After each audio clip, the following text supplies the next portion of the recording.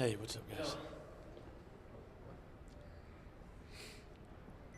You talked about toughness a lot the other night. What do you do can you preach toughness, or is it do something skill-wise, or is it just mentally get it in your head? I just got to go to work. We just got to go to work. We were off yesterday. Today we'll practice here in a little bit and practice tomorrow. And then we just got to go to work over the next 2 days and address it and get it better.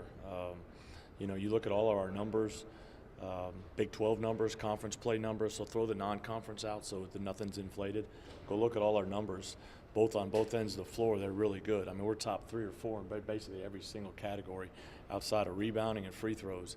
Not giving up free throws is a good thing. We don't foul a lot. We don't get to the free throw line a lot. That's a little bit about style of play. But rebounding-wise, that's our one Achilles heel. It's been our Achilles heel. It's why in the summer I compared our team to which team? The team I was here my second year. We don't turn it over. We're unselfish. We've got to address it right now. The great thing is we can fix it, and we just got to go to work today and do it over the next couple weeks. Maybe it's not worth anything, but you and the 2 guys you were with on the podium on Tuesday night seemed as frustrated as maybe any point this season. Is that true? Everybody should be ticked off. I mean, when you lose a home game, everything gets magnetized.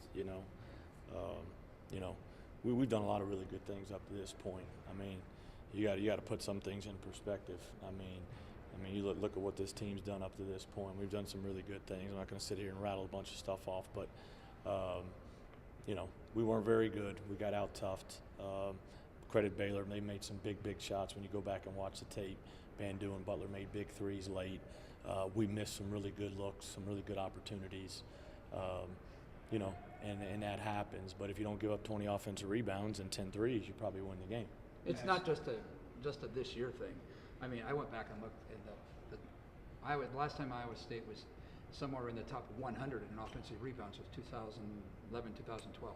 I mean, so it's a program thing. It's not just a you thing. I mean, this team. So. Yeah, but I'm gonna take it personal when you sit here because I read too much. So I'm ticked off right now. But I think we play better when I'm like this. So we'll be ready to roll. You said you want to fix the rebound. What's the balance of Tuesday? You said you guys kind of are where you are at this point. Yeah, we just got to be better. I mean, we're just not. I mean, guards got to get to the elbows. Guys got to make contact. Baylor's the exception. I mean, they're the number 1 team, and so we're 14-2 when we've out-rebounded. We've been even. We're 5-5 when we haven't. The only team that, the one of the 2 losses, we out-rebounded TCU. Probably they shot a ridiculous percentage that night. So that's probably when there wasn't a lot of misses to get. But, we just got to go work at it. We got to address it. I got to be tougher on them, and they got to be more focused in that area. And then we got to get, we're small. That didn't impact how we rebound. Vital's small. Vital's just 6'5", but he's tough. He just jammed us under the rim, and they got all the they get long rebounds too. We're giving up long rebounds. That's what people don't. Go look at all the long rebounds we're not getting. And so guards need to be at the elbows.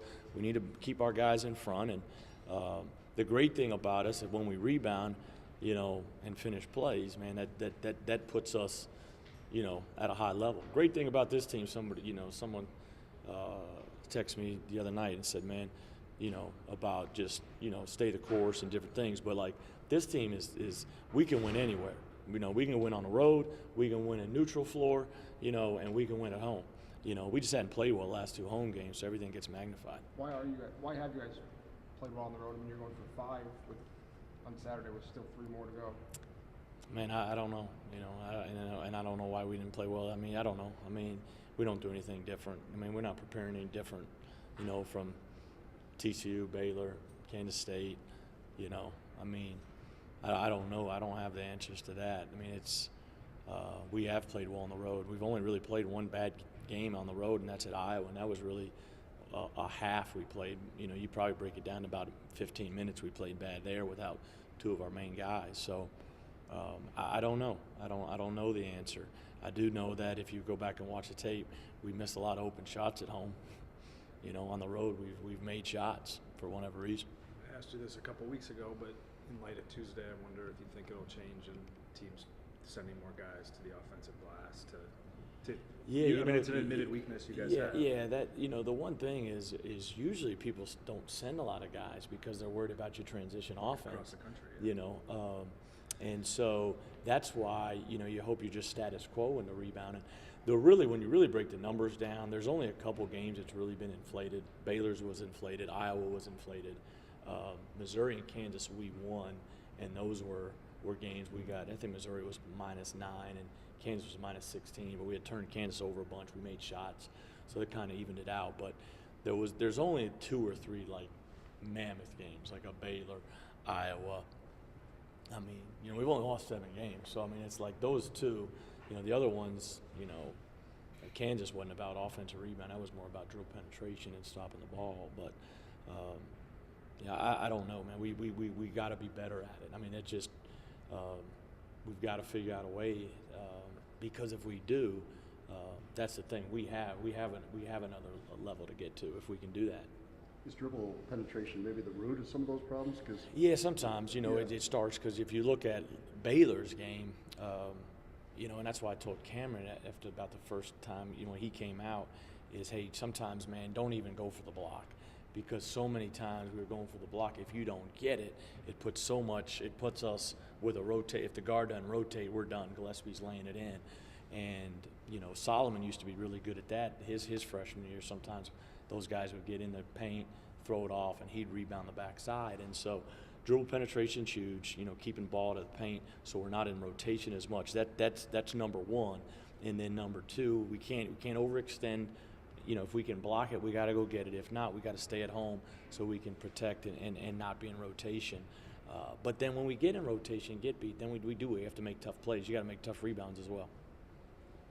How does Noy play in? I mean, I know he played when you guys played, but yeah, they he's obviously struggled without him. Yeah, he's a big difference for them. I mean, that's what I was laughing. It's Noy will be back on Saturday, and Mason was back on Tuesday, but that's I mean you should play the teams when they're at their best. But he's a guy that can really spread you out. People zone them a lot, and that takes a big time shooter away from them. He's got great size. He can post too. They do some things to post him, but he's a guy like I think what was the game, Oklahoma? He didn't play in Oklahoma. I think he had 30, in the previous Oklahoma game, and so. He's a big piece, and so I'm sure. You don't know, but I think he'll play from what I've heard. Your tennis shoes holding up? I hope he's okay. I just saw the last couple minutes. I didn't realize what had happened. I didn't until they started talking about it. But that's a tough deal. So hopefully he's okay. I haven't heard anything more, and in the situation with like Jim Boeheim and the young man, that's just such a tragedy. That stuff's awful, and so it puts a lot of stuff in perspective real quick. Back to basketball, you guys I think had 2 stretches Tuesday where you didn't score for an extended period of time. Yeah. I think that's been an issue a few times. When you watch those on film, is there XYZ that's not happening, or is it situational? Man, I watched it again, man. It's when you play the way we play and you're missing shots, it's and that's why I probably have to emphasize a little bit more of not necessarily paint, but maybe hey, let's throw it inside a little bit. But I mean I could count down the stretch, man. Last 5 minutes, 5-6 shots that are just layup, open 3 corner, Tyrese goes in and out, pull up jump shot. I mean that's 5 shots I named right there in the last 5 minutes, and so. Now, sometimes, if the ball gets stagnant, we don't get a great shot. But when the ball's moving, man, we get good shots. You got to live with those. When you say play the way we play, you mean jump shots is what you're talking Excuse about. me? When you say when you play the way we play, that'll happen. Yeah. We're We're a perimeter, oriented team. Yeah, we're gonna that's what Now we want to get our paint touches lead to open shots. Not necessarily paint touches lead to layups, but in some of that, like Cameron the other night, we ran some action, got him in layup. Sometimes we still need to play through the post some, and that's some things that we probably need to focus on a little bit more, down the stretch here.